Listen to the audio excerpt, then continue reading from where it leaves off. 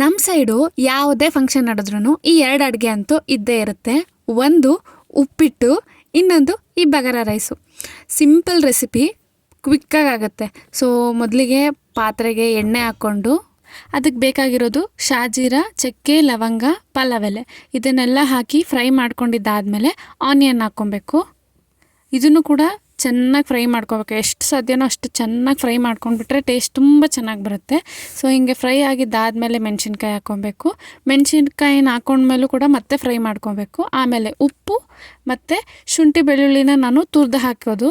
So ತುರಿದು ಹಾಕ್ಕೊಂಡು ಅದಾದಮೇಲೆ ಇದನ್ನು ಕೂಡ ಚೆನ್ನಾಗಿ ಫ್ರೈ ಮಾಡ್ಕೋಬೇಕು. ಫ್ರೈ ಮಾಡ್ಕೊಂಡಿದ್ದಾದಮೇಲೆ ಇದಕ್ಕೆ ಸ್ವಲ್ಪ ಪುದೀನ ಹಾಕಿ, ಅದಾದಮೇಲೆ ಸ್ವಲ್ಪ ಧನಿಯಾ ಪುಡಿ, ಸ್ವಲ್ಪ ಗರಂ ಮಸಾಲ ಇದನ್ನು ಹಾಕ್ಕೊಂಡು ಮತ್ತೆ ಚೆನ್ನಾಗಿ ಫ್ರೈ ಮಾಡ್ಕೋಬೇಕು. ಅದಾದಮೇಲೆ ನೆನೆಸಿಟ್ಕೊಂಡಿದ್ದಂತಹ ಅಕ್ಕಿ ಹಾಕ್ಕೊಂಡು ಅಕ್ಕಿನೂ ಕೂಡ ಚೆನ್ನಾಗಿ ಇದರಲ್ಲೇ ಹಿಂಗೆ ಫ್ರೈ ಮಾಡ್ಕೋಬೇಕು.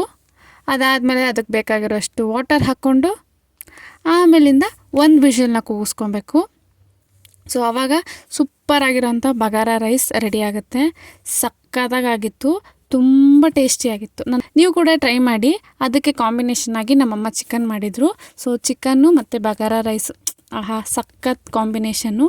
ನೀವು ಕೂಡ ಟ್ರೈ ಮಾಡಿ. 2 ನಿಮಿಷಕ್ಕೂ ಏನಾದ್ರೂ ನೀನ್ ತಿಂತಿರ್ಬೇಕು, ಲೇಟಾಗಿ ಸಾಯ್ಬೋದು ಅಂತ ಹೇಳಿದಾರೆ ಡಾಕ್ಟರ್ ನನಗೆ.